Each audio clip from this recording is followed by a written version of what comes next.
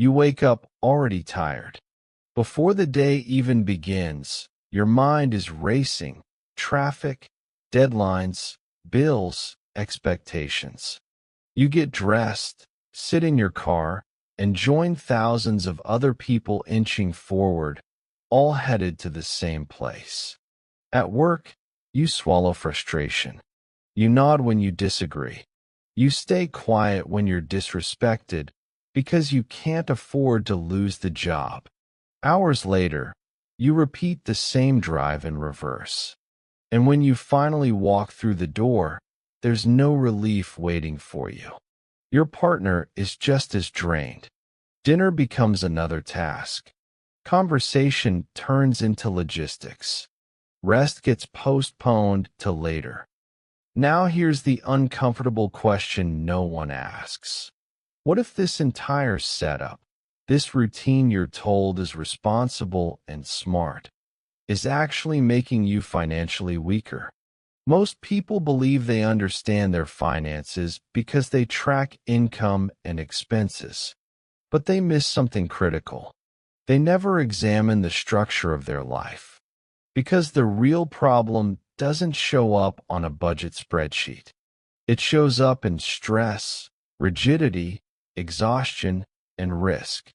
And it often begins with one assumption, that two incomes automatically equal safety. On the surface, it sounds reasonable. More money should mean more stability, more breathing room, more security. That's the theory. But real life doesn't operate on theory.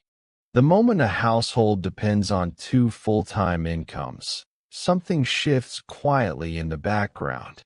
The system becomes tighter, less forgiving, less flexible, and the danger stays invisible as long as nothing goes wrong. The first place this shows up is housing. Banks don't care about burnout or family balance. They only see combined income. So when two people earn, they qualify for more debt.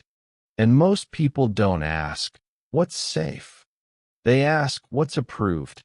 That decision locks in a monthly payment that requires both people to keep earning consistently, indefinitely. There's no buffer for illness, no space for burnout, no room for change. The house becomes a contract that silently demands two paychecks forever.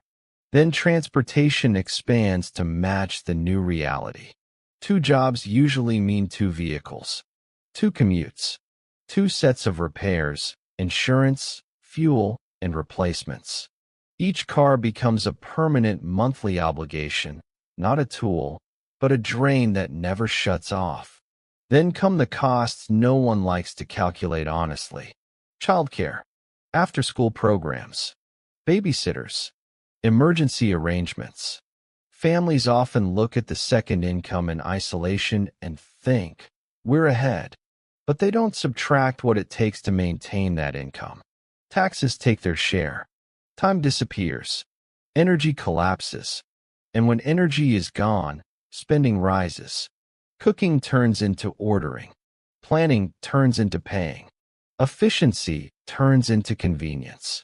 You're not being careless. You're being exhausted. Stress adds another layer. When everyone works full-time, there's no slack left in the system. A sick child isn't a small inconvenience. It's a crisis. A missed day doesn't just hurt emotionally. It threatens the whole setup. One interruption forces hard decisions immediately. Instead of creating flexibility, the second income often removes it. Both incomes become required just to keep things from falling apart. And here's the harsh part most people never confront. If one income disappears, the expenses don't shrink with it. The mortgage stays the same. The car payments stay the same. The lifestyle stays sized for two earners. Collapse happens fast. When you finally run the numbers properly, when you subtract taxes, childcare, commuting, convenience spending, and stress-driven costs, the second income often contributes far less than expected. Sometimes it barely moves the needle. Sometimes it adds nothing. Sometimes it quietly pushes families into debt, not because they're irresponsible, but because the structure is unforgiving. The most dangerous part isn't the monthly bills. It's the long-term commitments. Homes chosen for maximum approval. School districts selected for dual incomes. Social expectations that raise the cost of belonging. These decisions remove exit doors. That's why this trap is so effective. It doesn't feel like a mistake. It feels like progress. More income, more responsibility, more success. But underneath, it demands everything and leaves no margin. The solution isn't that one person must stop working. The solution is structural. Your life should be affordable on one income. The second income should be optional, not mandatory. When one income covers the basics, the second becomes a weapon instead of a leash. It builds savings. It eliminates debt. It gets invested. It creates resilience. That margin changes everything. Work feels different when your survival doesn't depend on your next paycheck. Fear loosens its grip. Stress quiets down. Choice returns. Real wealth isn't about earning endlessly. It's about reducing what you need to earn. Two incomes don't automatically lower risk. Often, they multiply it. Fix the foundation, and the entire structure becomes lighter. Spend less. Lock in less. Depend on less. And use extra income to buy back control of your life. If this made you rethink the way you see money, subscribe and continue with the next video. This content is for educational purposes only and does not constitute financial advice. Your results depend on your own decisions and circumstances.